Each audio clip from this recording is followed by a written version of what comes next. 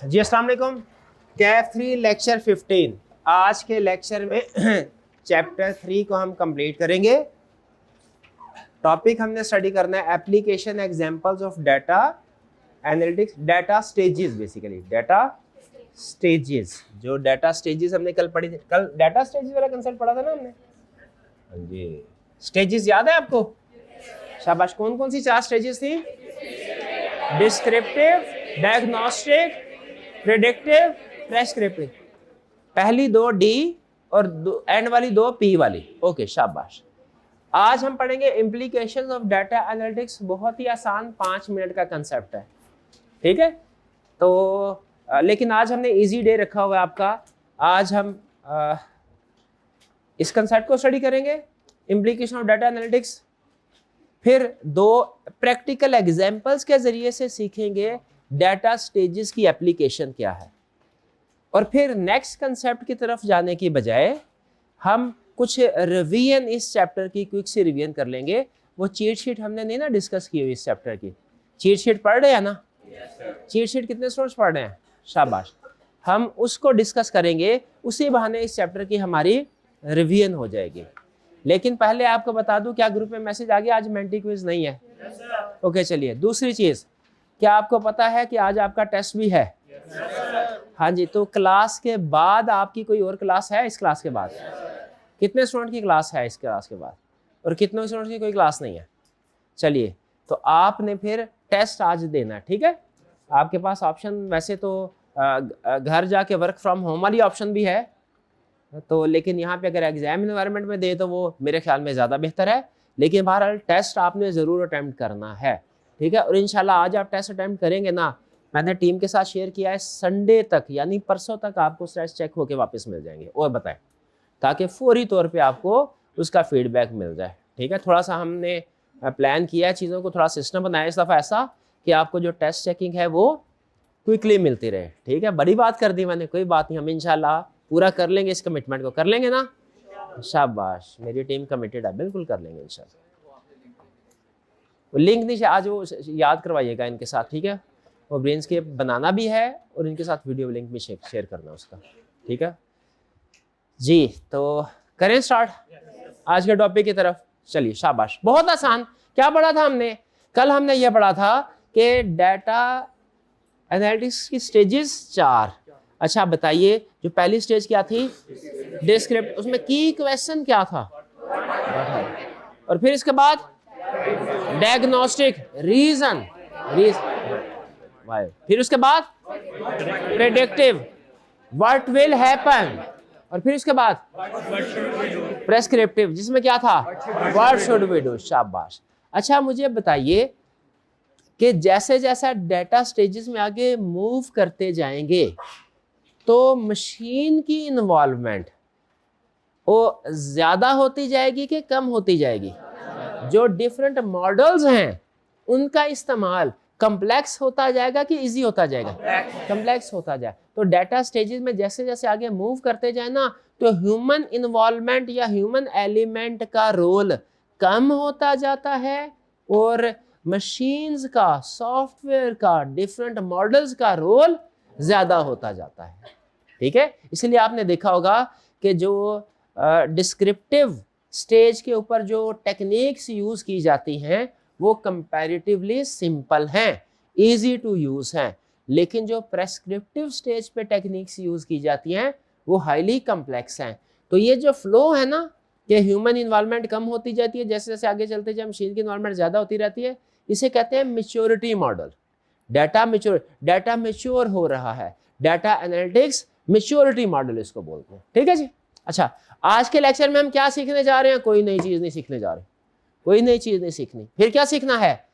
हमने कल जो डाटा स्टेजेस पढ़ी थी, इन्हीं को हमने डिफरेंट इंडस्ट्रीज में अप्लाई करना है। समझ लीजिए कल वाला कंसेप्ट सीख रहे हैं, लेकिन आज सीख रहे हैं with the help of example सीख रहे हैं। 2 एग्जाम्पल्स हैं बुक में, वो आपके साथ शेयर करेंगे। लेकिन मैंने आपको बताया था आपने खुद से भी सोचना है कि किस इंडस्ट्री में ये कैसे अप्लाई होता है। इन एग्जाम्पल्स के बाद अगर आपको किसी और इंडस्ट्री के बारे में बता दिया जाए ना, इस इंडस्ट्री पे डाटा एनालिटिक्स स्टेजेस अप्लाई करो, तो आपको उस काबिल होना चाहिए कि उस इंडस्ट्री पे भी अप्लाई कर सके। डन जी। तो स्टार्ट करते हैं। पहले मुझे बताइए क्या कोई कंसेप्ट रिवाइज करने की जरूरत है जो कल हमने पढ़ा था, या कोई क्वेश्चन हो तो पूछ ले। तैयार है? एप्लीकेशन की तरफ चलें। चलिए जी। अच्छा, आज चूंकि जो कंसेप्ट ऐसा है वो थोड़ा एप्लीकेशन की डिस्कशन का है और पॉइंट है, इसलिए आज आपका माइंड मैप नहीं है, ये बुक से आपको रीड करवाना है। और बुक से याद है, बुक पब्लिश होगी, आपको मिल गई है ना? बस ठीक है, ओके गुड। चलिए आगे चलते हैं। तो ये अच्छा, ये लर्निंग ऑब्जेक्टिव 3, इसमें हम क्या पढ़ने जा रहे हैं? इसमें हम पढ़ने जा रहे हैं, पहले तो आपको मैच्योरिटी मॉडल के बारे में बता रहा है। क्या बता रहा है कि as organisations move from descriptive to prescriptive, human involvement in decision decreases while decision complexity and value of information increases. Complex होता जाता है डिसीजन, ह्यूमन इन्वॉल्वमेंट कम होती जाती है। इस प्रोसेस को क्या कहते हैं? Data analytics maturity model. Data जैसे जैसे मैच्योर होता जाएगा, कंप्लेक्स होता जाएगा, मैच्योरिटी लेवल पे जाते जाते हैं। अब फाइनेंस डिपार्टमेंट के अंदर वो आपको इसकी एप्लीकेशन बता रहा है।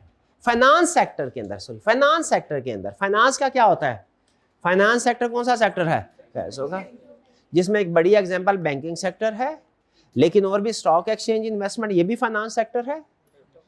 ठीक है, तो हम ये फैसला कर रहे हैं स्टॉक एक्सचेंज में इन्वेस्टमेंट का, स्टॉक एक्सचेंज में इन्वेस्टमेंट करना। अच्छा मुझे बताइए, आपको स्टॉक एक्सचेंज के बारे में जानते हैं? अच्छा, क्या आपको पता है कि अगर आपके पास पैसे हैं तो आप किसी कंपनी के शेयर्स खरीद सकते हैं? ठीक है, ये अक्सर जो हम अकाउंटेंट्स होते हैं ना, हमारा साइड बिजनेस होता है, other income, source of other income. तो पढ़ा होगा ना आपने। अदर इनकम क्या होता है कि हर महीने जैसे जितनी भी सैलरी हो, एक चीज याद रखिएगा हमेशा, सैलरीड पर्सन अगर आप बन गए, आपकी सैलरी हो 1 लाख या सैलरी हो 10 लाख, मंथ एंड पे सैलरी एक बराबर हो जानी है, मतलब मंथ एंड पे आपकी जेबें खाली होनी है। तो इसलिए एक रूल बना लीजिएगा, एडवाइस दे रहा हूं कि जितनी भी सैलरी हो, पहला असूल, घर वालों को पूरी सैलरी नहीं बतानी, जरूरत भी नहीं है, क्योंकि खर्चे जो है ना घर वाले फिर उस हिसाब से एडजस्ट कर लेते हैं। आपने लगभग 25 to 30% अलग रखना है, 70% घर के खर्चात जो भी होंगे, 30% कम से कम सेविंग करें। उस सेविंग में 10% अपने ऊपर इन्वेस्ट करें, स्किल्स बढ़ाने में, कोई नई चीज़ें सीखने में, और 20% कहीं पे इन्वेस्ट करना है। इकोनॉमिक्स में पढ़ा है ना आपने, सेविंग अलग चीज़ है, इन्वेस्टमेंट अलग चीज़ है। सेविंग क्या है? पैसे बचा के अपने पास रख लिए लॉकर में। इन्वेस्टमेंट क्या है? उन्हें किसी ऐसे एसेट में इन्वेस्ट किया, लगाया, जिससे आपको कुछ ना कुछ रिटर्न भी मिलता रहे। तो सिर्फ सेविंग नहीं करनी, सेविंग को इन्वेस्ट करना है। तो अक्सर हम अकाउंटेंट्स जो हैं वो इन्वेस्टमेंट करते हैं स्टॉक एक्सचेंज में, कंपनीज के शेयर्स खरीदते हैं, काम कंपनी के डायरेक्टर करते हैं, वक्तन वक्तन उसका डिविडेंड हमें मिलता रहता है। ठीक है, लेकिन ये जाहिर है बड़ा एहतियात वाला, रिस्क वाला काम है, मुनाफे की बजाय नुकसान भी हो सकता है, लेकिन लॉन्ग टर्म में नुकसान नहीं होता। शॉर्ट टर्म में हो सकता है, लॉन्ग टर्म में नुकसान नहीं होता। जैसे प्रॉपर्टी बाय कर लेना, एक ये भी अच्छी इन्वेस्टमेंट है, क्या? प्रॉपर्टी। लेकिन प्रॉपर्टी गेम होती है करोड़ों की, और हमारे पास सैलरीड पर्सन के पास अमूमी तौर पे होते हैं सेविंग हज़ारों की, तो हम वो इन्वेस्टमेंट नहीं कर, लेकिन स्टॉक एक्सचेंज में इन्वेस्टमेंट कर सकते हैं। इसमें लिक्विडिटी भी हाई होती है, जब मर्जी बेच दे अगले दिन आपके अकाउंट में पैसे आ जाते हैं। तो मैंने अब स्टॉक एक्सचेंज में इन्वेस्टमेंट करनी है, 600 कंपनीज हैं, बताइए क्या किसी भी कंपनी में इन्वेस्टमेंट कर दो? नहीं। क्या गट फीलिंग मैं पूछूं, भाईजान कोई बता दीजिए स्टॉक एक्सचेंज में इन्वेस्टमेंट कहाँ से करूं? मुझे खुद एनालिसिस करना चाहिए। तो ये एक एग्जांपल है जिसके मैंने स्टॉक एक्सचेंज में इन्वेस्टमेंट करनी है, जिसमें डाटा एनालिटिक्स का इस्तेमाल होगा। किसका इस्तेमाल होगा? पहला असूल, गट फीलिंग पे कभी इन्वेस्टमेंट नहीं करनी। दूसरा असूल, मार्केट में जो लोग बता रहे होते हैं उसमें इन्वेस्टमेंट नहीं करनी है। असूल याद रखिएगा, मैं क्या इतना टाइम नहीं है, बता भी नहीं सकता, सिंपल याद रखिएगा। जो चीज़ मार्केट में फैल जाती है ना, जो सबको पता चल जाती है, समझ लीजिए उसमें फ़ायदा नहीं है, उसमें फ़ायदा नहीं है। एक चीज़ जब सबको पता चल गई, उसमें जैसे उसने कहा भाई ये इन्वेस्टमेंट अच्छी है, तो सारे खरीदना शुरू हो जाएंगे। मार्केट में बड़ी गेम्स चलती हैं उस सब साइड। पहला असूल, गट फीलिंग या किसी कहने पे इन्वेस्टमेंट या डिसीजन कभी भी जिंदगी में नहीं करना। डिसीजन हमेशा किस बेस पे करना है? इंफॉर्मेशन की बेस पे, डाटा की बेस पे। डन जी, इंशाल्लाह ज्यादातर केसेस में गलत साबित नहीं होगा। ठीक है। अच्छा, अब हमने ये फैसला करना है किस स्टॉक किस शेयर में इन्वेस्टमेंट करें। सबसे पहले मुझे क्या देखना चाहिए? सबसे पहले मुझे क्या, पास्ट में किन कंपनीज की शेयर प्राइस इंक्रीज होती रही है और किन कंपनीज की शेयर प्राइस डिक्रीज होती रही है। एक जो बिल्कुल फारग इन्वेस्टर होगा वो तो डाटा एनालिटिक्स स्टार्ट ही नहीं करेगा, वो कहेगा ब्रोकर से भाई अच्छी सी शेयर बता दो, वो शेयर बताएगा जिसमें उसका कमीशन सबसे ज्यादा, चाहे शेयर डूबने वाला हो। ठीक है, दुकानदार के पास जाए ना, कोई अच्छा सा साबुन दे दो, कौन से वाला साबुन देता है, अच्छे वाला देता है क्या, कि जिसमें उसका मार्जिन सबसे ज्यादा होता है, मार्जिन सबसे ज्यादा होता है। तो हमने ब्रोकर से नहीं पूछना अच्छा सा शेयर बता दो, क्या करना है, खुद। तो स्टेप नंबर 1 में क्या देखना है हमने, पास्ट में किन कंपनीज की शेयर प्राइस बढ़ती रही है, किन कंपनी की शेयर प्राइस कम होती रही है। ये डाटा एनालिटिक्स की कौन सी स्टेज है भला, पहली स्टेज डिस्क्रिप्टिव, जिसमें हम अंडरस्टैंड कर रहे हैं what is happening, what has just happened, क्या हुआ है, शेयर प्राइस किसकी कम हुई है, किसकी शेयर प्राइस बढ़ी है। ये कौन सी स्टेज है, डाटा डिस्क्रिप्टिव। ठीक है जी। अच्छा, अब जो लेजी इन्वेस्टर है वो क्या करेगा, वो कहेगा भाई पास्ट में जिस कंपनी की शेयर प्राइस बढ़ती रही है ना, फ्यूचर में भी बढ़ेगी, लो खरीदो शेयर इस कंपनी के, डाल दो सारी इन्वेस्टमेंट इस कंपनी के शेयर में। आपके ख्याल में क्या ये सही फैसला है? क्यों सही फैसला क्यों नहीं है? पास्ट में अगर प्राइस बढ़ती रही है तो कम भी हो सकती है। मुझे याद है स्टैट में हमारे टीचर एग्जाम्पल देते थे, कुछ चीज़ें ऐसी होती हैं सारी उम्र नहीं भूलते। उन्होंने कहा एक बंदे ने टॉस किया, कॉइन टॉस किया, 100 टाइम्स हेड आया, 100 दफा क्या आया, 101वीं दफा क्या आएगा। हाँ, हम कहते थे 101 दफा भी हेड है, कहते थे नहीं, इंडिपेंडेंट इवेंट है, कुछ भी आ सकता है, 50-50 चांस है। तो याद रखिए हर साल की परफॉर्मेंस कंपनी की फैक्टर्स पे डिपेंड करती है। अगर किसी कंपनी की शेयर प्राइस बढ़ रही है उसके पीछे फैक्टर्स हैं, अगर वह फैक्टर इस साल रहेंगे तो शेयर की प्राइस बढ़ेगी, अगर वो फैक्टर इस साल नहीं रहे शेयर की प्राइस, हो सकता है उसके पीछे बड़ा अच्छा काम का सीईओ जो काम कर रहा हो, विजनरी आइडिया दे रहा हो, ठीक है, सीईओ चला गया तो कहानी खत्म। ठीक है, चैट जीपीटी से सैम अल्टमैन को निकाल दें, उसका ब्रेन है तो उसकी परफॉर्मेंस क्या होगी, डाउन, एक्सपेक्टेड यही है। ठीक है, तो इसी तरह अब इस तरह इनोवेशन है, न्यू प्रोडक्ट, एआई की दौड़ लगी हुई है। अब अगर तो आप न्यू मॉडल जो है वो इनोवेट कर रहे हैं, आपका रिसर्च वर्क अच्छा है, रिसर्च टीम अच्छी है, इनोवेशन नई चीजें ऐड कर रहे हैं, आप मार्केट में रहेंगे। वरना क्या होगा, वही 2 साल पहले चैट जीपीटी के अलावा शायद ही कोई और नाम होता था कंपनी का किसी के पास, अब चैट जीपीटी का शेयर तो डाउन हो चुका है, अब क्लाउड उससे आगे आ गया। तो असल चीज ये नहीं है कि जो कंपनी टॉप पे है वो हमेशा ही टॉप पे रहेगी। असल चीज हमने क्या देखना है, रीजन, कि एक कंपनी टॉप पे है, पहले तो ये आइडेंटिफाई कर लें टॉप पोजीशन पे कौन कौन है, फिर ये देखना है क्यों है टॉप पोजीशन पे, कोई वजह होगी लाजमी, उस रीजन को अंडरस्टैंड करना, क्योंकि रीजन चेंज हुई ना तो पोजीशन चेंज हो जाएगी।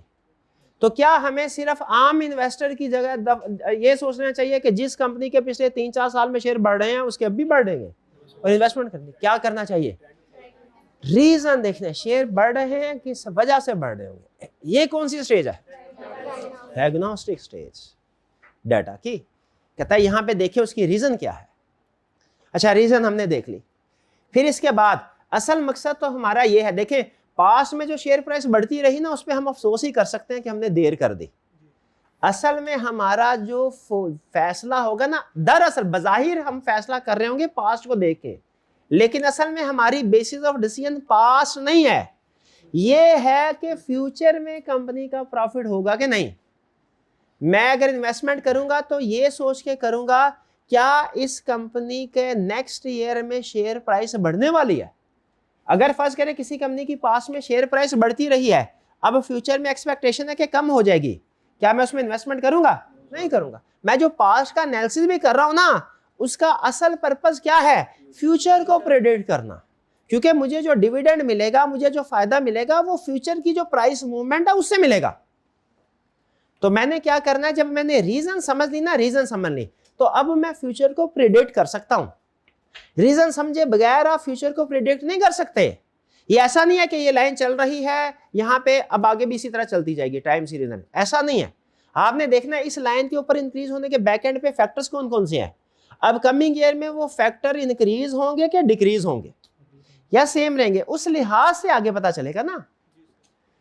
तो ये प्रेडिक्ट कर रहे हैं हम क्या, उन रीजंस को सामने रख के, उनको फैक्टर्स को सामने रख के हम कुछ कोरिलेशन बना रहे हैं। अच्छा, इस फैक्टर अच्छी रिसर्च की वजह से जिस साल में रिसर्च प्रोजेक्ट ज्यादा होता है, रिसर्च का बजट ज्यादा होता है, उसमें रिसर्च ज्यादा करते हैं प्रोग्रामर्स, उसमें मॉडल्स भी ज्यादा आते हैं, उसमें फिर मार्केट में जो कस्टमर्स है वो सब्सक्रिप्शन भी ज्यादा लेते हैं, रेवेन्यू बढ़ता है, प्रॉफिट बढ़ता है। तो मैं अब क्या देखूंगा, कंपनी का इस साल का रिसर्च बजट क्या है, पता चला पिछले सालों में ज्यादा था, इस साल कम हो गया, ठीक, क्योंकि बैंक से लोन देने से इनकार कर दिया है। अब मुझे बताइए, अब मुझे पहले मैंने देखा प्राइस बढ़ रही थी, क्यों बढ़ रही थी, रीजन उसकी देखिए, रिसर्च प्रोजेक्ट ज्यादा था। अब मुझे पता चला रिसर्च का बजट आधा कर दिया है क्योंकि बैंक से लोन नहीं मिल रहा। अब मुझे बताइए, पास दे के फैसला कर लूं, मैं प्रिडिक्ट कर रहा हूं क्या, कि फ्यूचर में अब इसकी जो प्रोडक्ट्स हैं वो भी कम होंगी, इनकी रेवेन्यू भी कम होगा। और फिर ये अंदाजा हो गया, ये मैं क्या किया, प्रेडिक्ट किया। प्रेडिक्ट कैसे किया, बेस्ड ऑन डाटा किया, बेस्ड ऑन रीजंस किया। जो पिछली स्टेज पे रीजन हमने आइडेंटिफाई की थी, उनकी वजह से मैंने मॉडल बनाया कि share price depends on this this this factor, analysis कर लिया, कोरिलेशन किया, रिग्रेशन एनालिसिस किया। फिर इसके बाद मैंने एस्टिमेट किया कि फ्यूचर की प्राइस क्या होगी। ये प्रेडिक्ट करना इतना आसान काम नहीं है जितनी आसानी से मैं आपको बता रहा हूं, लेकिन बहरहाल स्टेज यही है। फिर इसके बाद क्या करना है, लास्ट में फैसला करना है क्या, कि मुझे इसमें इन्वेस्टमेंट करनी चाहिए या नहीं करनी चाहिए, कोर्स ऑफ एक्शन, डिसीजन। ये कौन सी स्टेज है, प्रेस्क्रिप्टिव स्टेज, जिसमें फैसला करना है। अब आपको सर फैसला बहुत आसान है, इसमें कौन सी रॉकेट साइंस की जरूरत है, क्या फैसला करना है, शेयर खरीद लो, इतना आसान नहीं है, क्योंकि एक ही शेयर थोड़ी है, मार्केट में 600-700 शेयर्स हैं। अब मैंने ये भी देखना है कि किसके शेयर की, अगर फॉर एग्जांपल जो डाउन जा रहे हैं वो स्ट्रेट अवे आउट हो गए, लेकिन जिनकी शेयर प्राइस बढ़ रही है, अब मेरे पास पैसे कम है, मैंने उसमें से किसी एक शेयर में खरीदूं सबसे टॉप हाईएस्ट वाले पे, या मल्टीपल में डाइवर्सिफाई करूं अपनी इन्वेस्टमेंट को, ये कैसे करना चाहिए। हाँ, अब ये डाइवर्सिफिकेशन में कौन कौन से शेयर्स को मुझे बाय करना चाहिए, ये बाकायदा डिटेल कैलकुलेशन है जो हमारा डाटा एनालिटिक्स परफॉर्म करेगा। डिफरेंट कॉम्प्लेक्स जो टेक्निक्स है वो यूज करेंगे हम इसमें, वो हमें बताएगा। सर क्या अंग्रेजी का मुहावरा है कि सारे के सारे अंडे एक ही टोकरी में नहीं होने चाहिए, तो आपने सारी इन्वेस्टमेंट टॉप की जो नंबर 1 शेयर कंपनी है ना जो टॉप पे जा रही है उसमें इन्वेस्टमेंट नहीं करनी, 50% अपनी इन्वेस्टमेंट उसमें कर लें, 30% सेकंड वाले पे और 20% थर्ड नंबर वाले शेयर्स पे करें। ये क्या है, प्रेस्क्रिप्शन, कि आप प्रेस्क्राइब कर रहे हैं यहां पे क्या करना चाहिए। भाई कुछ बात समझ आई। तो ये कितने वाले हो गए हमारे स्टेजेस, 4। अब फाइनेंस सेक्टर में यानी स्टॉक एक्सचेंज में कैसे इसको अप्लाई होता है, समझ आया। हाँ, एक है कंपनी, जैसे जैसे एआई डेवलप हो रही है, आपको पता है हर काम के लिए एजेंट्स आ रहे हैं। एजेंट समझते हैं क्या, एजेंट, एजेंट आपने सुना होगा, एजेंटिक एआई। एजेंटिक एआई क्या होते हैं, देखिए नॉर्मल एआई क्या है, मैंने इंस्ट्रक्शंस दी और उन्होंने काम कर लिया, ठीक है, मैंने इंस्ट्रक्शंस दी, क्या भाई ऐसा करो, ये मोबाइल उठाओ, एआई ने मोबाइल उठाया, मैंने कहा मुझे दो, मुझे दे दिया, इसके बाद वापस रखो, स्टेप बाय स्टेप हम बताते हैं, यह है नॉर्मल एआई। एजेंटिक एआई क्या है, हम स्टेप बाय स्टेप इंस्ट्रक्शन नहीं बताते, हम रोल बताते हैं। उस रोल को परफॉर्म कैसे करना है वो खुद डिसाइड करेगा, उस रोल को पूरा करने के लिए इंस्ट्रक्शंस क्या क्या जरूरी हैं खुद करेगा। अब नॉर्मल एआई क्या करेगी, फॉर एग्जांपल मैंने कहा जहाज में एआई सिस्टम, मैंने कहा जहाज 8 बजेंगे ना, एआई को मैंने एक इंस्ट्रक्शन दी, तुमने उड़ना है, ठीक है, और 2 घंटे उड़ना है, उसके बाद आधा घंटा उड़ना है लाहौर से, उसके बाद फॉर एग्जांपल कराची एयरपोर्ट आ जाएगा, वहां पे ड्रॉप हो जाना, ये तुम्हारा रास्ता होगा, फ्लाइट बता दिया। नॉर्मल एआई क्या करेगा, उड़ेगा, स्टे कर लेगा, डन। रास्ते में अगर फोग ज्यादा है, रास्ते में अगर बारिश शुरू हो गई, तो बताइए क्या ये उसी इंस्ट्रक्शन को फॉलो करेगा कि अल्टरनेट बेस्ट रूट को फॉलो करेगा। यहाँ पे आगे फिर स्टैंडर्ड वाली एआई फेल हो जाती है।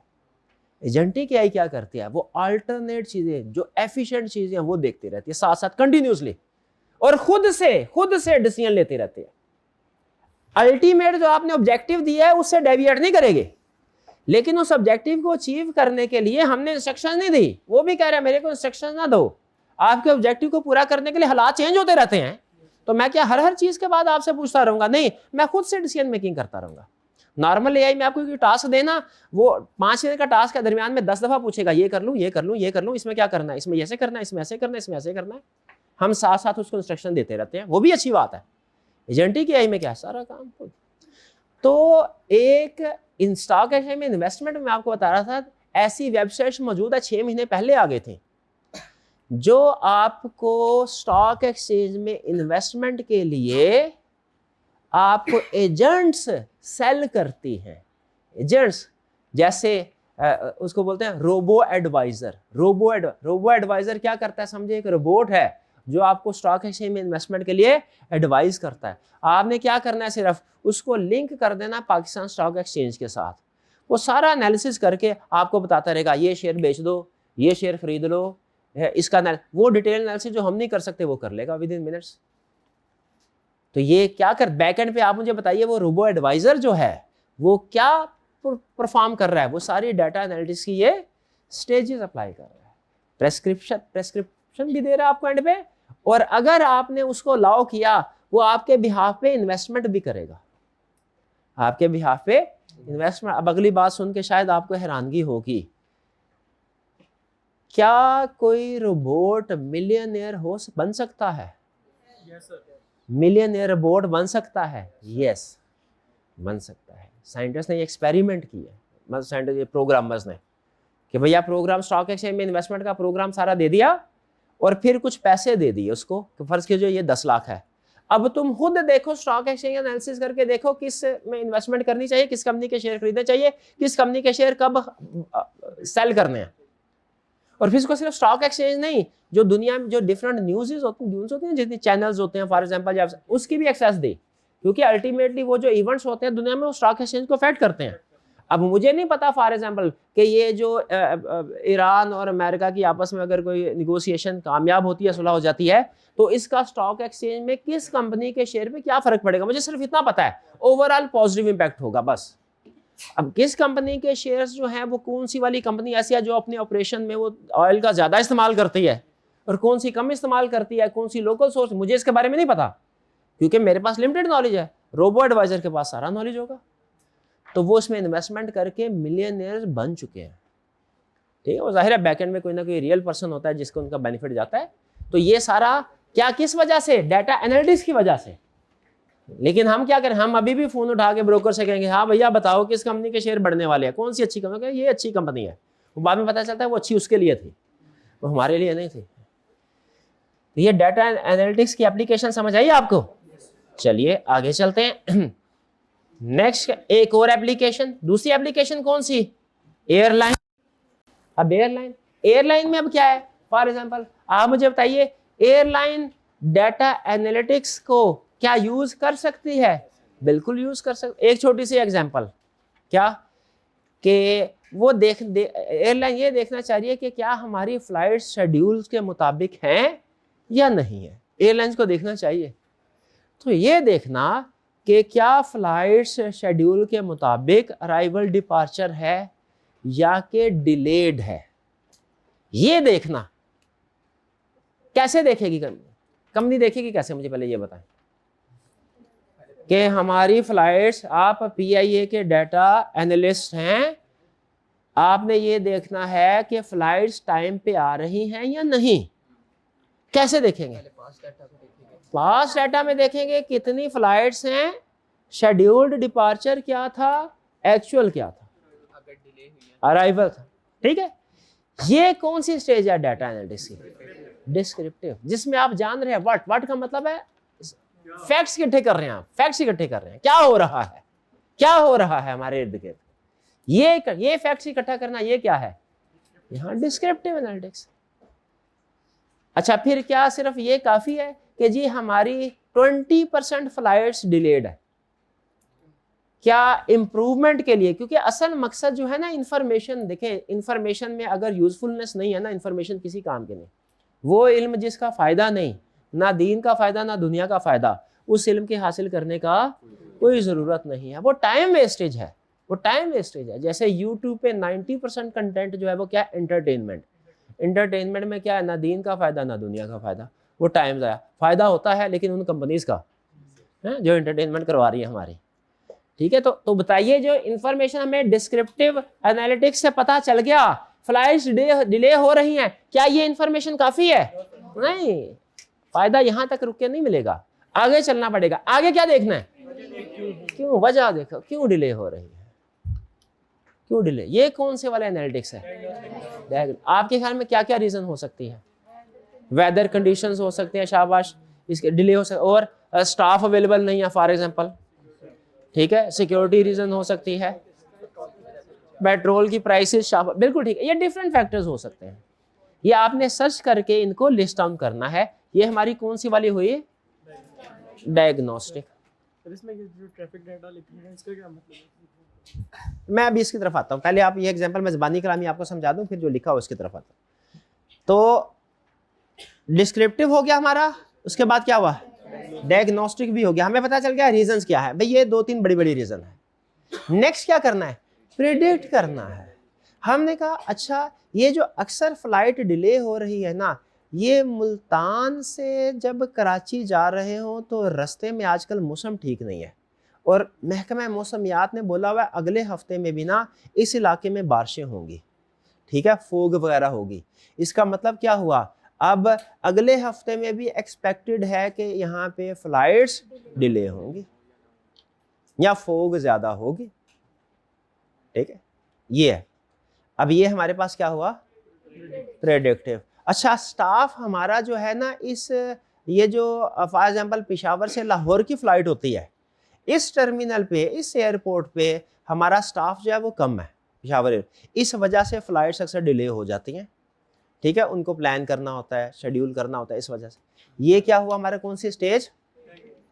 हमारे कौन सी वाली स्टेज हुई? हम प्रिडिक्ट कर रहे हैं ना, तो कौन सी वाली स्टेज हुई? Data predictive. अब इस बेस के ऊपर हमने डिसाइड कर, हमें पता चल रहा है अगले हफ्ते भी फ्लाइट्स डिले होंगी। क्यों? क्योंकि स्टाफ अभी भी उतना ही है, क्योंकि वेदर कंडीशन अभी भी महकमा मौसमियात ने बोला हुआ है कि ये जो सुबह 10 बजे से लेके 3 बजे तक जो वेदर कंडीशन जो है ना वो डिस्टर्ब रहेगी उस एरिया में। तो ये हमने प्रेडिक्ट किया, नेक्स्ट वीक में भी फ्लाइट्स डिलेड होंगी। अब क्या करना चाहिए लास्ट स्टेज में? Corrective action. करेक्टिव एक्शन क्या हो सकते हैं? करेक्टिव एक्शंस कि भाई स्टाफ फर्दर हायर कर लो, अच्छा फ्लाइट्स को रीशेड्यूल कर दो, अब ये जो कुछ फ्लाइट्स 10 बजे से पहले कर लो और कुछ फ्लाइट्स 3 बजे के बाद कर लो, या जो भी टाइम उन्होंने दिया हुआ वेदर कंडीशन जिसमें एडवर्स होंगी उसमें फ्लाइट शेड्यूल ना करो। फ्लाइट्स का शेड्यूल ही ना रखो वो कि जो आपको पता है कि आप नहीं कर सकते या उसमें डिले होने का चांस है, मौसम ख़राब होगा, शेड्यूल ना रखो, कस्टमर को भी पता हो, आपके पैसेंजर्स को पता हो। तो ये हमारे 4 स्टेजेस होगी। अब एप्लीकेशन समझ आ गए कि कैसे डाटा एनालिटिक्स स्टेजेस को हम अप्लाई करते हैं डिफरेंट, ये हर जगह पे इसको अप्लाई किया जा सकता है। अभी आपको सिर्फ बेसिक कंसेप्ट है, अप्लाई होता कैसे ये सिखाया है, आपसे अप्लाई करवाया नहीं जा रहा, वो जाहिर है प्रैक्टिकल लाइफ में आप जाके करेंगे, लेकिन थोड़ा सा आप सोचिए ना तो आपको अंदाजा हो जाएगा कि सेम प्रोसेस आपका, सेम स्टेजेस किसी भी सेक्टर पे अप्लाई की जा सकती हैं। एग्रीड? चलिए, अब आपके पास 5 मिनट का टाइम है, आपने करना क्या है, ये जो 2 केसेस हैं आपकी बुक में इसको रीड कर लीजिए। एक केस है हमारा, वो था फाइनेंस वाला, ये रीड कर लीजिए। ठीक है, इसमें ये जो है ना, ये वाला अंडरस्टैंड कस्टमर स्पेंडिंग हैबिट्स, इसको काट दीजिए, इसकी बजाय लिख दीजिए to understand movement in share prices. To understand, हाँ, मूवमेंट इन शेयर प्राइसेस, क्योंकि है तो ये ठीक लेकिन कंटेक्स्ट के साथ मैच नहीं कर रही। Movement in share prices, look at past transaction record to understand movement in share prices. तो वो जो ये एग्जाम्पल है ना, टेक्निकली एग्जाम्पल ठीक है, ये डिस्क्रिप्टिव ही किया है, लेकिन ओवरऑल जो कंटेक्स्ट है उसके साथ मैच नहीं कर, वो ये रिटेल सेक्टर की तरफ चला गया, हम फाइनेंस सेक्टर की बात कर रहे थे। ठीक है, इसको रीड कीजिए, इसके बाद फिर इसमें कोई प्रॉब्लम हुई तो उसको डिस्कस करेंगे, वरना आगे चलेंगे। जी पॉज कीजिएगा। जी उम्मीद है रीडिंग आपने कर ली होगी। कोई क्वेश्चन पूछना चाहते हैं तो पूछ लीजिए। कोई क्वेश्चन नहीं? चलिए नेक्स्ट कंसेप्ट हमारा learning objective 4, implications of data analytics. Implications of data analytics बहुत आसान कंसेप्ट है, लेकिन मैं आपको इसमें जो वर्ड इंप्लीकेशन है इसके बारे में बताना चाह रहा हूँ। एक कंसेप्ट होता है, जैसे मैं आपसे पूछूं एडवांटेजेस ऑफ डाटा एनालिटिक्स बताइए, आप मुझे कहेंगे सर इसका ये फायदा, ये फायदा, ये फायदा है। मैं कहूँ अच्छा डिसएडवांटेजेस ऑफ डाटा एनालिटिक्स बताइए, आप कहेंगे सर ये नुकसान है, ये नुकसान है, ये नुकसान है। ठीक, जैसे अगर मैं आपसे कहूँ बताइए डाटा एनालिटिक्स का कोई एक फायदा बता दे, कोई एक, लेकिन खुद से सोच के बताना है, लिखा हुआ नहीं, खुद से सोच के बताए डाटा एनालिटिक्स का क्या फायदा है, एक फायदा बताए। बेटर डिसीजन मेकिंग होती है, जिसमें ह्यूमन बायस इसका एलिमेंट नहीं होता, फैक्ट्स की बेस पे डिसीजन मेकिंग होगी। अच्छी बात। और इसका एक नुकसान क्या है, डाटा एनालिटिक्स का एक नुकसान बता दे। कॉस्ट बढ़ती है। कॉस्ट किस वजह से बढ़ती है? आपको एडवांस टेक्निक्स इस्तेमाल करना पड़ती हैं, बाय करना पड़ते हैं, उनकी कॉस्ट। बिल्कुल ठीक है। अच्छा, अगर एग्जाम में कहे एडवांटेजेस, आपने प्लस पॉइंट बताने हैं किसी भी चीज के। अगर कहे डिस, आगे आएंगे बहुत से एरिया में, अगर कहे डिसएडवांटेजेस, माइनस वाली चीजें बतानी है। अच्छा मुझे बताइए लफ्ज implication, benefits of data analytics plus point, disadvantages of data analytics minus point. अच्छा, इंप्लीकेशन ऑफ डाटा एनालिटिक्स इसका क्या मतलब है, ये बताए। इंप्लीकेशंस, एडवांटेजेस को मैक्सिमाइज करना, डिसएडवांटेजेस को मिनिमाइज, ये कह रहे हैं आप। यानी इन शॉर्ट के इंप्लीकेशन में हर तरह का इफेक्ट आ जाएगा, चाहे वो पॉजिटिव है चाहे नेगेटिव है। एग्रीड? इंप्लीकेशन का मतलब ये था ना क्या इफेक्ट है, तो इफेक्ट पॉजिटिव भी हो सकता है, इफेक्ट नेगेटिव। तो मुझे बताइए जो हम इंप्लीकेशन ऑफ डाटा एनालिटिक्स पढ़ने जा रहे हैं, क्या इसमें सिर्फ पॉजिटिव चीजें मेंशन करेगा या हो सकता है कोई नेगेटिव भी हो? कोई नेगेटिव भी हो, यानी जो भी इफेक्ट है। आइए जरा देखते हैं। कह रहा है adopting data analytics has both benefits भी एंड चैलेंजेस भी। चैलेंजेस भी, अब आपने बताना है हर फैक्टर के बाद ये बेनिफिट था कि चैलेंज था या डिसएडवांटेज था। Better decision making, decision making बेहतर होती है। किस वजह से बेहतर होती है? क्योंकि आप गैस वर्क नहीं कर रहे, आप डाटा की बेस पर डिसीजन कर रहे हैं। हमेशा डिसीजन करें किसी ना किसी डाटा फैक्ट्स की बेस पे, गट फीलिंग पे नहीं, इमोशंस की बेस पे डिसीजन नहीं करना था। आपने बड़े बूढ़ों से सुना होगा गुस्से की हालत में कभी फैसला नहीं करना चाहिए और खुशी की हालत में भी फैसला नहीं करना चाहिए। ह्यूमन इमोशंस जब हमें कंट्रोल कर रहे होते हैं, उस वक्त जो फैसले हम करते हैं वो अमूमी तौर पर ठीक नहीं होते। एक साइकोलॉजी की रिसर्च है, वो ये बताती है कि रात 12 बजे के बाद आपने कोई फैसला नहीं करना, आपने कोई फैसला नहीं करना। उस वक्त हमारी इमोशनल स्टेट नॉर्मल नहीं होती। इमोशनल स्टेट, आप जो यंग जनरेशन और खासतौर पे हमारी फील्ड भी ऐसी है, अक्सर लेट सीटिंग होती है। ठीक है, तो बाज़ औक़ात ऐसा होता है कि कोई आप डिसीजन मेकिंग कर रहे होते हैं या कुछ ऐसा, तो नहीं, बेहतर टाइम क्या है? मॉर्निंग। बहरहाल तो और सबसे अच्छी बात क्या है कि आप फैसला कभी भी इमोशंस की बेस पे ना करें। किस बेस पे करें? डाटा की बेस पे। तो आपकी डिसीजन मेकिंग इंप्रूव होगी। बताएं, एग्री करते हैं कि नहीं?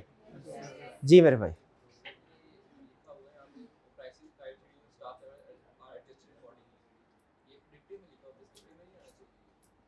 हाँ ये आ गया, हाँ प्रिस्क्रिप्टिव में बिल्कुल कर लें। उन्होंने लिखा है कि सर वो एयरलाइन वाली एग्जांपल में लिखा हुआ है कि प्राइस जो शेड्यूल है और प्राइसेस अकॉर्डिंगली एडजस्ट होंगी। तो जो एडजस्ट होंगी सजेशन ये हमारी आएगी प्रिस्क्रिप्टिव में। प्रेडिक्टिव में शायद इसलिए लिख रहा है कि वो बता रहा है कि इस वजह से हम ये कर रहे हैं कि आगे चल के ये करना है हमने। ठीक है, वो सेंटेंस का स्ट्रक्चर शायद में भी इस वजह से हो, वरना ये जो है प्राइसेस का चेंज होना, फ्लाइट्स का रीशेड्यूल होना, ये क्या होगा? ये प्रेस्क्रिप्टिव, ये एक्शंस है आपके। बिल्कुल ठीक है, शाबाश। चलिए डिसीजन मेकिंग गुड हो गई हमारी, आगे चलते हैं। ग्रेटर एफिशिएंसी, एफिशिएंसी में इजाफा होगा। कैसे? एनालिसिस करने से आप जो वेस्टेज और डिलेज है इसको आप आइडेंटिफाई करते हैं और इनको प्रोसेस को इम्प्रूव करते हैं। जब आप डिलेज को आइडेंटिफाई करके प्रोसेस को इम्प्रूव करेंगे तो कॉस्ट क्या होगी, कम होगी। जैसे वो जो एयरलाइन वाली एग्जांपल में हमने डाटा एनालिटिक्स अप्लाई किया है, क्या उसमें कोई इम्प्रूवमेंट आई है, एफिशिएंसी या वेस्टेज कम हुई है? बिल्कुल। वो डिले होता था तो जाहिर है जो पैसेंजर्स होते थे वो टिकट कैंसिल करवा लेते थे। वो कहते थे हमने तो मैच देखने उधर जाना था, अब वो डिले हो गया फ्लाइट, उतनी देर में तो आधा मैच निकल जाएगा, टिकट वापस करें। तो कंपनी के लिए नुकसानदेह है, या तो रेवेन्यू कम होगा या कॉस्ट बढ़ेगी। तो क्या डाटा एनालिटिक्स से आपको हेल्प मिलती है, आप अपने प्रोसेस में इनएफिशिएंसीज को आइडेंटिफाई कर लें, ठीक है, डायग्नोस्टिक स्टेज पे, और फिर इसको इंप्रूव करें तो आपकी वेस्टेज भी कम होगी, कॉस्ट कम होगी और रेवेन्यू बढ़ेगा। क्या डाटा एनालिटिक्स से ऐसे होगा? बिल्कुल होगा।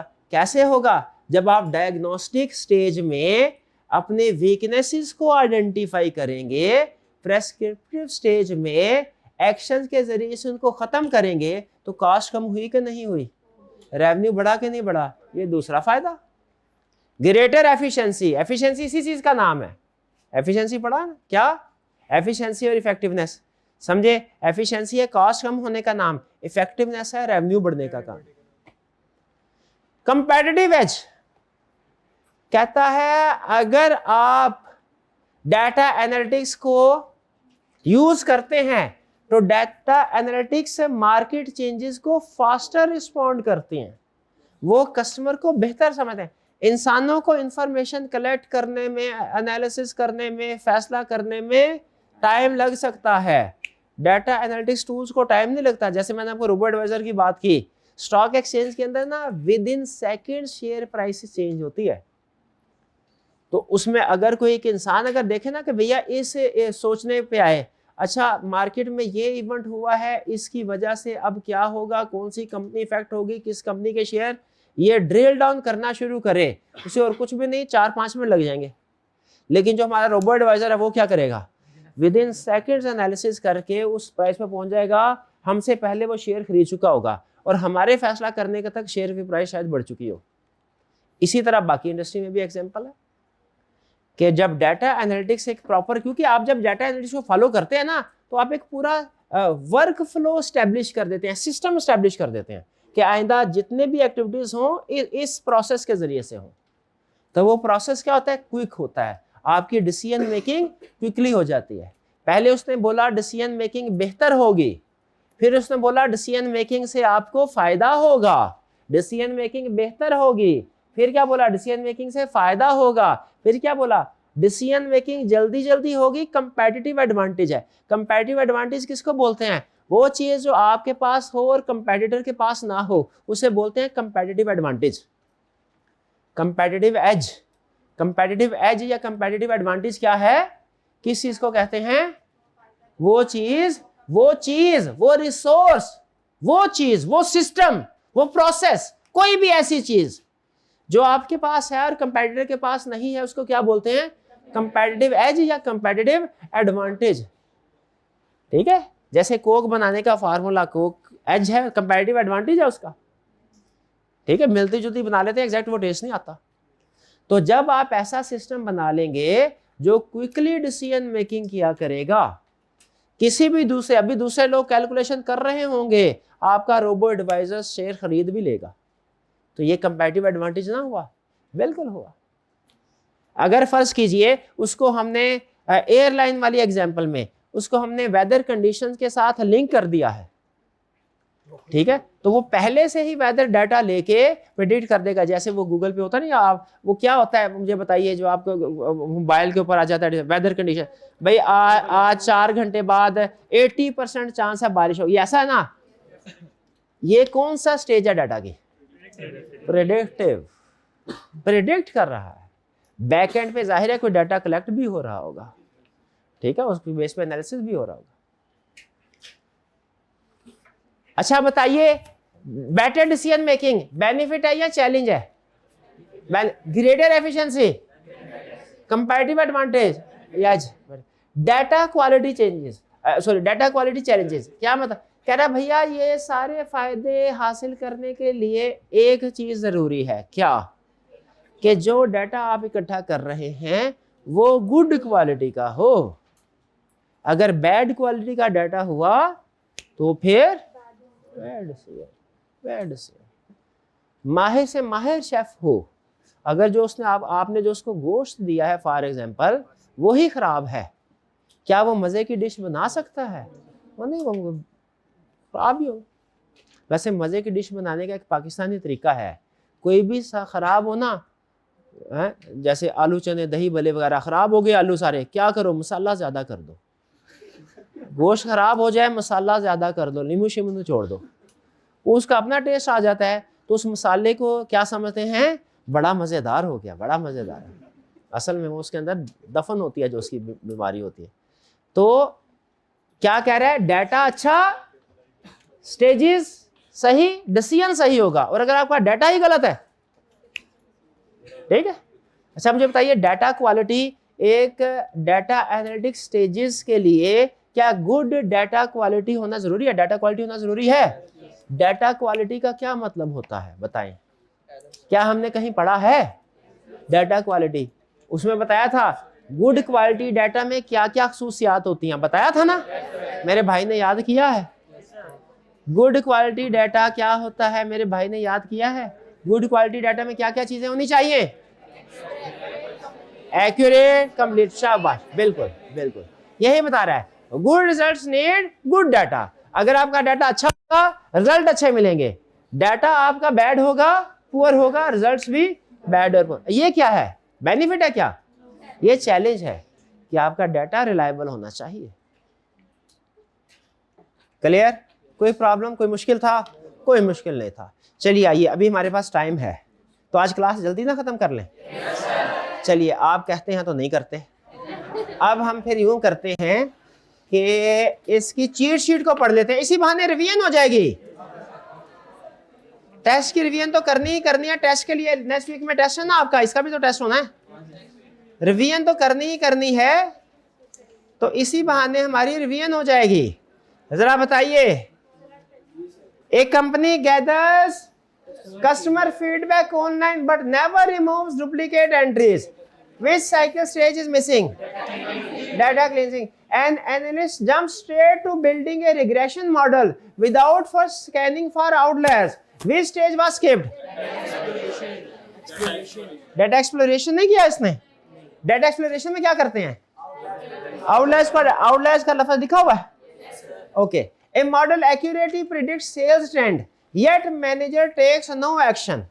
Decision making. A company rolls out a new pricing policy but does not measure its revenue impact. What is missing? Monitoring नहीं कर रहे। पॉलिसी बना लिया, उसके बाद उसका रिजल्ट मॉनिटर नहीं कर रहे। डाटा टीम गैदर सर्वे रिस्पॉन्सेज, स्ट्रक्चर्ड है, and social media post unstructured है। Which stage है? Data collection. An analyst does model output into board presentation highlighting profit drivers. Which stage is this? Interpretation. ये थोड़ा सा मुश्किल था। चले, list the 7 stages of data analytics cycle in sequence. Class में नहीं क्लास में कितने ऐसे स्टूडेंट्स हैं जो 7 स्टेजेस बता सकते हैं, जिनको अभी की अभी याद है? इंशाल्लाह पास इस दफा, जिनको 7 स्टेजेस याद है, सीक्वेंस में याद है। शाबाश, गुड गुड। चलिए आगे चलते हैं, ये घर जाके याद कीजिएगा आप। What is the data analytics cycle described as iterative? Iterative का मतलब क्या है? इटरेटिव का कि ये कंटिन्यूस प्रोसेस है, हर स्टेज हर स्टेप दूसरे स्टेप के साथ जुड़ा हुआ, लिंक्ड है, इंडिपेंडेंट नहीं है। चलिए नेक्स्ट हमारा लर्निंग ऑब्जेक्टिव 2 था। इसमें क्या कह रहा है? पीएसएक्स। पीएसएक्स का मतलब क्या है? पाकिस्तान स्टॉक एक्सचेंज पब्लिश ए report listing top 10 stocks. Top 10 stocks का मतलब ये स्टॉक्स आपका इन्वेंट्री वाला नहीं, अकाउंटिंग वाला। ये फाइनेंशियल मार्केट में स्टॉक्स का मतलब होता है shares. Top 10 shares by trading volume last quarter. Which analytic stage is this? Descriptive. Okay. SBP SBP किसको बोलते हैं? State Bank of Pakistan discovers loan default rose 15% last year and probes whether interest rate hikes cause the spike. Spike का मतलब क्या है? Increase. Which stage? ये कौन सी stage है? भैया जब तुमने डिफॉल्ट के रीजन ये देखा कि डोंट डिफॉल्ट कर रहे हैं तो ये डिस्क्रिप्टिव थी, लेकिन जब आप उसकी अब रीजन इन्वेस्टिगेट कर रहे हैं डायग्नोस्टिक है। A student claims prescriptive analytics merely predicts what will happen next. Is this accurate? नहीं भैया, ये जो what will happen next है तो प्रेडिक्टिव है। प्रिस्क्रिप्टिव क्या करती है? उस सजेशंस देती है। ए PIA मतलब Pakistan international airlines analyst feeds past booking data into ML मतलब मशीन लर्निंग, AI मतलब आर्टिफिशियल इंटेलिजेंस, ML मतलब machine learning models to forecast either travel demand. Which stage? Predictive. शाबाश। SECP क्या मतलब? Securities and Exchange Commission of Pakistan applies optimization algorithms to design the best enforcement plan for non-compliant listed firms. Which stage? Prescriptive. ये तो optimization algorithm techniques prescription. Student mixes up descriptive and diagnostic analytics. State the core difference. क्या है? Name two techniques used in predictive analytics. Regression के correlation. हाँ फंस गए हैं। Regression या correlation? अभी भी कुछ correlation बोल रहे हैं। Correlation है ना? Regression है। और दूसरी टेक्निक कौन सी है? What single question does each of the 4 stages answer? हाँ ठीक है, हर स्टेज का सिंगल क्वेश्चन। ओके और कुछ हमें याद हो ना, इस चैप्टर में यही याद हुआ है। Pakistani bank reviews transaction record to map customer spending habits. Which analytic stage applies? वो आइडेंटिफाई कर रहा है। जब आप इंफॉर्मेशन हासिल कर रहे होते हो, देख रहे होते, फैक्ट्स इकट्ठे कर रहे होते हो, वो क्या? Descriptive stage. ए फंड मैनेजर एट ए Pakistani AMC notices, Pakistani company होगी कहीं, नोटिस फंड ए बीट फंड बी, यानी फंड ए की परफॉर्मेंस अच्छी है, फंड बी। ये वाली कौन सी स्टेज है भला? ये वाली डिस्क्रिप्टिव है। अभी वो फैक्ट आइडेंटिफाई कर रहा है कि ये चीज इससे बेहतर है, ये चीज उससे ज्यादा है, ये चीज उससे कम है। ये डिस्क्रिप्टिव है। क्यों कम है, क्यों ज्यादा है, वो अभी नहीं आया। आगे the manager digs into market data to find out the reason. ये होगी, अब आएगी हमारे डायग्नोस्टिक स्टेज। यहां तक हमारा डिस्क्रिप्टिव था, ये diagnostic stage. As analytics maturity moves from descriptive to prescriptive, what happens to human involvement? Decreases. Okay. FBR मतलब Federal Board of Revenue uses machine learning models to project next year's tax collection from corporate filings. Which stage? Predictive. A student argues that descriptive analytics is the most complex stage. Is this correct? भैया descriptive कहाँ? अभी पहुंचो तुम आगे। Prescriptive पे फिर पता चले। प्रेस्क्रिप्टिव जो है वो सजेशन देना सबसे ज्यादा रिस्की, प्रैक्टिकली भी रिस्की होता है। Give one example of prescriptive analytics in finance. Prescriptive क्या? स्टॉक एक्सचेंज में जैसे इन्वेस्ट करना है ना करना, बैंकिंग सेक्टर में लोन लेना चाहिए इस पर्सन को कि नहीं देना चाहिए, उनका ये डिसीजन होगा। Last, a company adopts analytics and sees faster evidence-based decision. Which implication is this? Implication पढ़ी है ना? Adopt analytics and sees faster evidence-based decision. कौन सा मतलब? कौन से वाला बेनिफिट है? बेटर डिसीजन मेकिंग वाला। हाँ जी, ये quicker and better decision making. Evidence based decision होगे ना, जजमेंट बेस्ड डिसीजन नहीं होगा। An airline discovers 3 routes with repeated weather related delays and adjust schedules. ये कौन सा फायदा होगा?